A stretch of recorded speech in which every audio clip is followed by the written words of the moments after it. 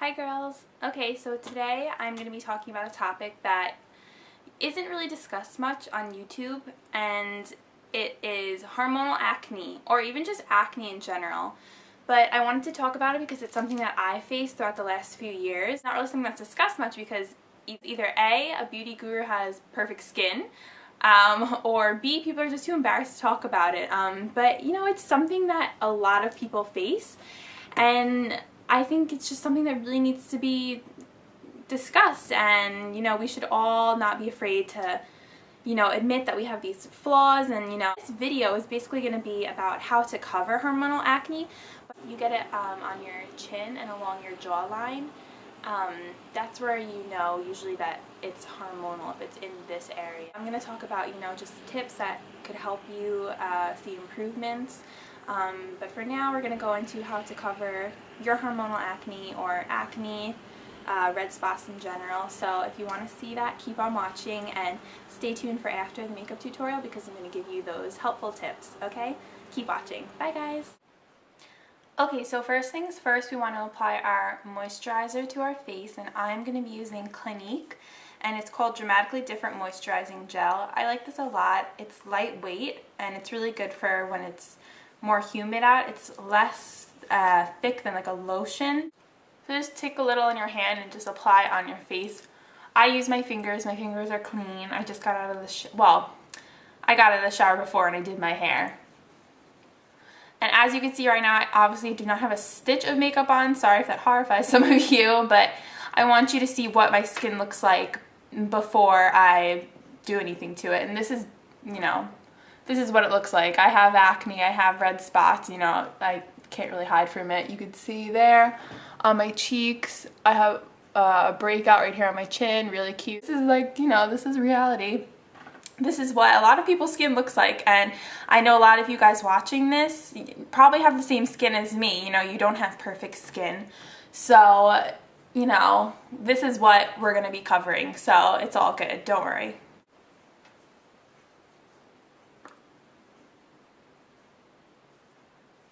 Also, I'm sitting right by a window with a lot of light, so it makes it easier when you're putting on your foundation, your concealer, and things like that. Okay, so the next thing we're going to do after we put on our moisturizer is apply a primer. I'm using the one by L'Oreal. It's called Studio Secret Professional Magic Perfecting Base. I like this one a lot, and this is just going to help us have a smoother base for our foundation, and it's going to, well, these primers claim to make your pores smaller. I don't know how true that is, but I mean, why not? So apply your primer next. Any one that you have is fine, but I do recommend this one. So you don't want to take a lot of this, just, you know, a little dab, and place it on each area of your face and rub it in. This also claims to make your foundation last longer and help prevent your face from getting oily, which a lot of people with acne prone skin like myself have problems with, is oily skin. So you're definitely going to want to use a primer. Just put it on your forehead, because that's a big spot where oils happen during the day, and for me it's a lot on my nose, so I'm just applying a little bit extra there and just rub it in. Okay, so I know people are always confused if you apply concealer or foundation first. I always apply my foundation first and then my concealer, because you want to put your foundation on first so you could see any spots that are left over. If I'm looking at my face right now, you know, I see tons of red spots. So I could go crazy with my concealer covering them, but once your foundation's on, you'll be able, you know, to have that first layer of coverage, which evens out your face. And then you could put your concealer on, you know, you're not using up so much product. If you put your concealer on first and then foundation, you're rubbing away all of that work you just did putting on all that concealer. So I definitely recommend doing foundation first. So right now I am a little bit more tan than I usually am because it's the end of summer. So I lately have been mixing two foundations. The HD Studio in, I don't know what color this is. Oh, 06 Natural Beige. It's, you know, it's pretty dark, but it's because I'm a little tan. And this is like a dewy, more of like a dewy finish. And I'm also mixing in with that the Pro Longwear by MAC. This SPF 10 in it, and it's NW20, which is like my usual color that I am in the winter. I'm pretty light. And you just want to stick with foundations that say, you know, oil-free, or, you know, stay away from things that have mineral oil in it, because that makes me break out a lot, because, you know, it's oil and that's going to clog your pores and produce more acne. So you want to stay away from that. Make sure you read all the ingredients on your labels before you buy your foundation or concealer. It's really, really important, and I definitely urge you to do that. You know, be educated about what you're putting on your skin. I'm going to mix these two together on my hand, and I'm just going to do a pump like that, and then I'm going to do another pump of the NYX, 2 pumps. I'm going to take my MAC 187 stippling brush and just kind of like swirl them together on the brush, like that, in the tips of the brush. And I'm just going to start to stipple this on my face and buff it in. And this is going to give your face more of an airbrushed finish. So dot it on like that and swirl. Dip back in. Make sure you're blending down your neck. You don't want to have a weird line between your neck and your face.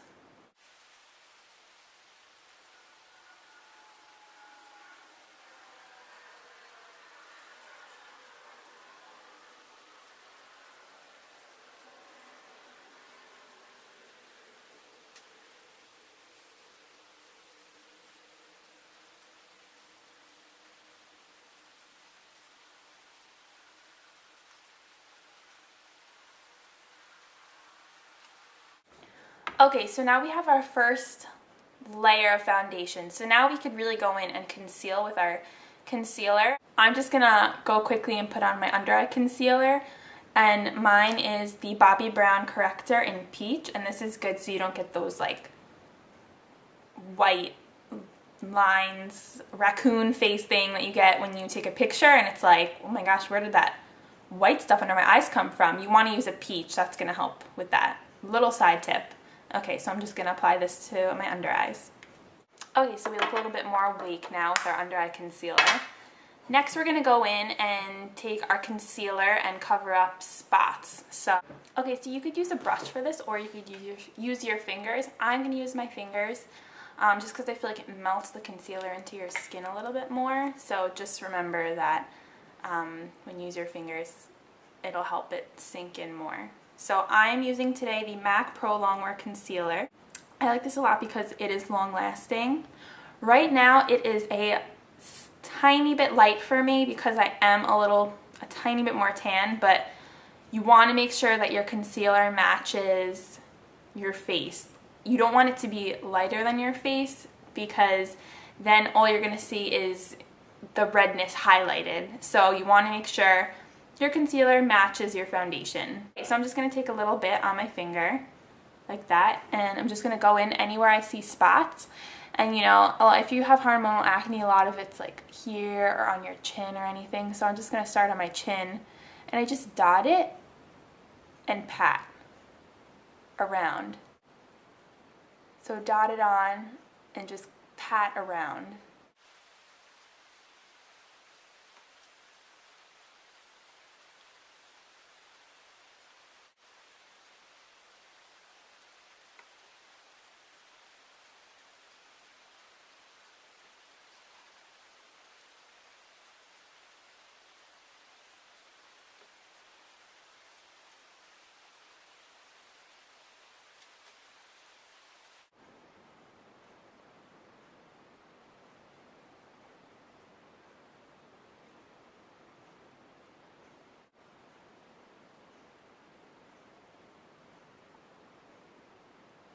Okay, so if you feel like you've gotten to the point where you have concealed all of your spots on your face with your concealer, if you're satisfied with the way it looks and you feel covered, I feel pretty covered right now. I do have, like I said before, this bad breakout over here. So I tried to cover it as best as I could, but at least it was a good example to show you guys an example of hormonal acne. So the next thing you're going to want to do is set everything with powder. And there is a powder that I absolutely love right now, and I want to recommend it to all of you. It's the Mally Beauty Poreless Perfection Skin Finisher, and I love this because it's not like a cakey powder. It's really going to set your foundation, and it makes your face look more, makes it look like it says poreless, and I feel like it makes my skin look more like ethereal looking, if I can give a good word to describe it. Also comes with a little kabuki brush, which I do use. So we're going to set our foundation with this.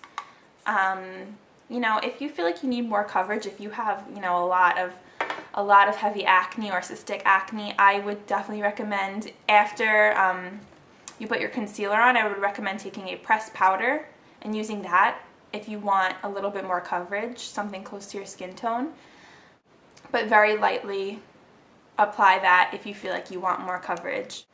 So take your kabuki brush, dip it in a little, and you just want to be really careful when you put this on, because you don't want to disturb all the foundation and concealer we just put on. You don't want to like make it move around or disappear or anything like that from the brush. So I just very lightly dab it on. I don't swirl it around. I don't want my concealer to disappear. So just dab it on lightly on your nose, and this is just going to help take away shine too. And you could do it under your eyes too.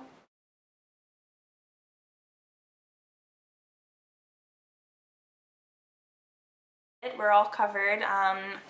You know, I think I did a pretty good job, and you know, it's never gonna look absolutely flawless, because with acne, you know, it is on your face, it's marks, but you know, this is gonna help. I hope you guys enjoyed this Hormonal Acne Foundation Concealer tutorial, and I hope this helps you out, and let me know if you try this out. Bye guys! Right now I just wanted to talk about ways that have helped me in the past clear up my hormonal acne. The first thing I want to say is that hormonal acne is very much something that's internal, so it's a lot about the foods that you're eating that can affect you, and also just stress in general. If you're stressed out or anything, that can heavily impact you know, the acne that you get on your face. In the past, I have seen that if I cut out dairy, that makes a huge difference in my skin.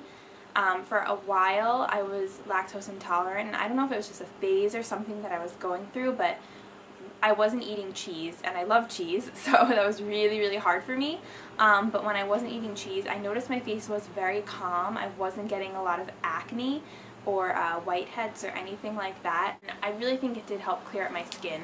So if you're having trouble with your face, I would definitely recommend going for a month without acne and seeing how your face reacts, and seeing you know, if you see a change, because that's definitely something that can affect you. The dairy, the cheese, the milk, try to cut it all out and, you know, see what happens, because I think it helped me.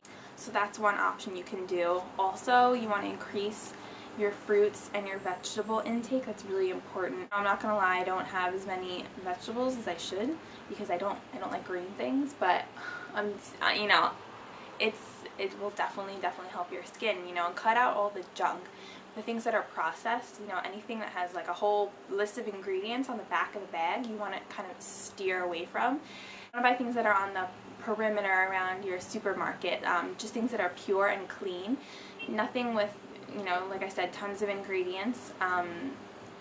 It's just not good for you, and the things that you eat will affect the way your skin looks. You know, if you're eating junk food and fast food, it's going to reflect on your face, and I think if you cut out the junk, you could see a huge difference in your skin. I know a lot of people have said that when they cut out the junk out of their diet and eat more fruits and vegetables, they definitely saw an improvement in their skin. Another thing I want to say that can help you is drinking lots and lots of water. That's something that can definitely help you. It just, you know, it flushes everything out, and drinking water is, you know, it's one of the best things for your skin. It really just brightens everything. Cover all the acne with all the makeup that you want, but it really starts with, like I said, food, things that are going into your body, and also cleaning your skin is really important. I can't stress that enough. Do not go to bed with your makeup on. It's not good. Make sure, no matter what you do, even if it's, you know, keeping a makeup stack of those makeup wipes that you can buy from the drugstore. Neutrogena has them, Burt's Bee has them. Just keep them by your bed if you're too lazy, like I am sometimes, to take off my makeup at night. Just keep a stack and clean off your makeup as best as you can with a makeup wipe. Exfoliate at least 2 times a week. I would not do it every day because it's going to be too rough on your skin and it's going to dry it out. But I would purchase something like Clarisonic. It helps with acne and brightening your skin and taking off all those dead particles. And if you can't afford the Clarisonic, I would get the Olay Pro X brush, which I have, and it's a rotating brush, and it just helps get that extra gook off your face from your makeup. So what I do is I wash my face with my regular cleanser. I use Neutrogena, and then I will put a little bit more cleanser on the brush while my face is still wet, and I'll just go over it. And you could see all the dirt that, you know, your cleanser didn't take off at first. Try it out. If you really are facing a lot of trouble with your skin, I think that could really help. My skin has gotten a lot better over the years. It's not as bad as it was at one point. It's definitely improved. You know, I still have acne, obviously, as you saw in the video that you had just watched. But, you know, it's not as bad now. And, you know, some people have really bad skin, much worse than mine, and those cases I would recommend seeing a dermatologist, which I have done many times in the past. Definitely see a professional doctor. They can help you out, especially if you're experiencing like cystic acne, which is really big, really big red marks on your face. So for something that's as serious as that, I would definitely see a dermatologist, and they can help you out and put you on the proper medicine or antibiotics, which I have also done in the past. I've used topical creams, I've used a lot of stuff. You know, even for your back, it can affect your back too, and I have that, I still have it, you know.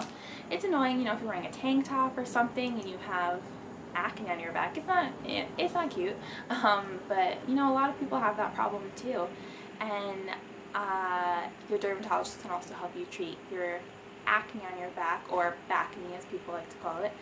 I think with all the things that I've told you about, all the steps, food, cleaning your face, drinking water, you could see an improvement on your face and your back as well. So I hope this helps you guys out. If you have any questions, please don't hesitate to ask me. I would love to answer any questions you have, or if you have any questions about, you know, my face or anything that I've went through, please feel free to ask.